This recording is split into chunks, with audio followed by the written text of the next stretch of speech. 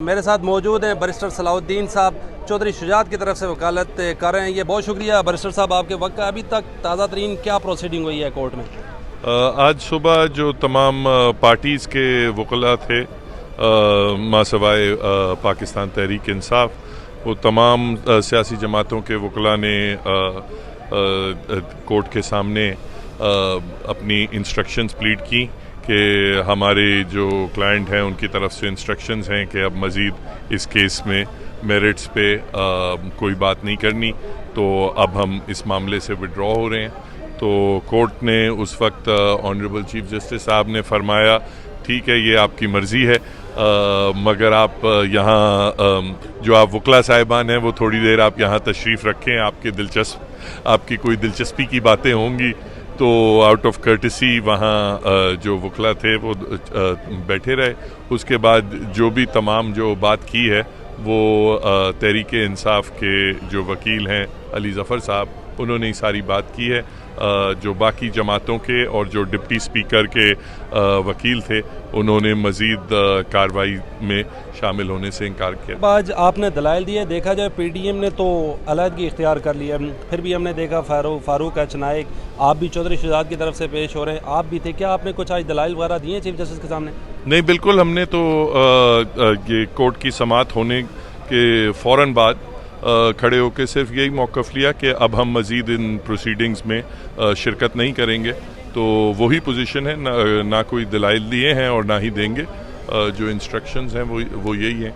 आप क्या समझते हैं, फुल कोर्ट बनेगा या यही 3 ऑनरेबल जजेस फैसला देंगे? और आप इस पर बाज़िद हैं कि फुल कोर्ट बनना चाहिए? रात को हमने देखा पीडीएम के रहनुमाओं ने भी बातचीत की मीडिया ने, और उन्होंने कहा हमारे वकला नहीं पेश होंगे। आज आपने नज़रसानी की दरख्वास्त भी दायर की है, वो बताइएगा ज़रा हमें। नहीं, नज़रसानी की दरख्वास्त आज तो नहीं दायर हुई, मगर मौक़िफ़ यही है कि हम मज़ीद शिरकत सिर्फ उस सूरत में करेंगे कि अगर फुल कोर्ट कायम किया जाए।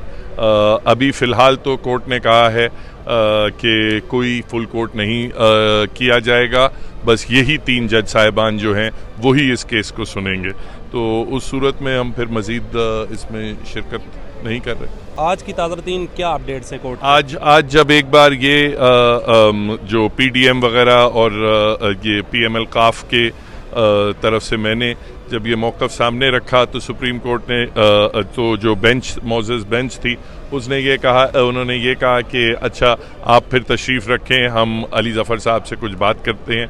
अली ज़फ़र साहब से उन्होंने पूछा कि हम आपसे क्लैरिटी चाहते हैं इस चीज़ पे कि 2015 में सुप्रीम कोर्ट ने एक फ़ैसला दिया था रावलपिंडी डिस्ट्रिक्ट बार एसोसिएशन के केस में, जहां 18वीं तरमीम और 21वीं तरमीम आईनी तरमीम के ऊपर एतराज़ात उठाए गए थे।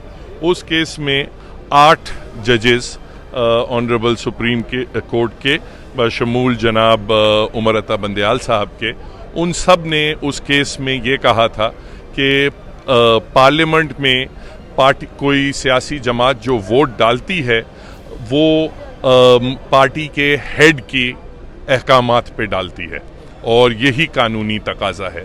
तो ये बात तो ऑनरेबल चीफ जस्टिस साहब ने कहा कि मुझे लगता है कि ये शायद ये बात जो हमने उस केस में की थी ये शायद हमने गलती से कर दी, या शायद उस वक्त हमने आईनी जो पोजीशन थी उसको सही तौर पे हमने कंसिडर नहीं किया, तो हमसे शायद कोई गलती हो गई है।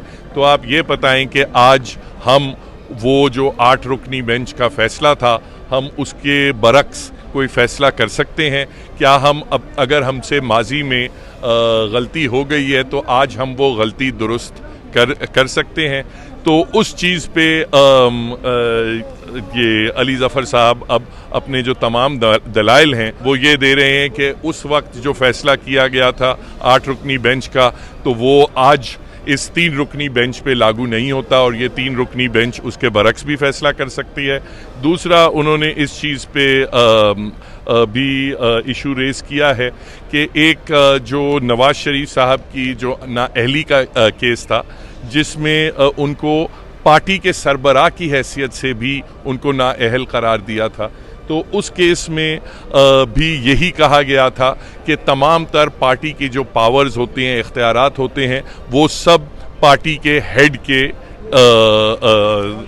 पास होते हैं, और इसलिए उस वक्त ये ज़रूरी समझा गया था कि अगर नवाज शरीफ साहब को बतौर एक रुकने नेशनल असेंबली अगर उनको नाअहल करार दिया गया है, तो इसलिए पार्टी हेड की हैसियत से भी उनको नाअहल किया जाए, क्योंकि पार्टी पॉलिटिकल पार्टी के और पार्लियामेंट्री पार्टी के तमाम तर इख्तियारात वो पार्टी के हेड के पास होते हैं। क्या मज़ीद आप अदालती कार्रवाई का हिस्सा बनेंगे, और जो डिसीजन आता है जजेस की तरफ से, आप बेशक बाइट कार्ड करें लेकिन प्रोसीडिंग तो हो रही है, अगर डिसीजन आता है जजेस का आपके अगेंस्ट आता है, सपोज वज़ीर आला परवेज़ इलाही हैं, तो फिर क्या आप मानेंगे? चौधरी शुजात हुसैन के वकील होने के नाते आप क्या कहना चाहेंगे? देखें, ये फ़ैसला तो हमेशा बतौर एज अ वकील, ये फ़ैसला वकील का नहीं होता, ये फ़ैसला जो पार्टी होती है उसका होता है, जो क्लाइंट होता है उसका होता है।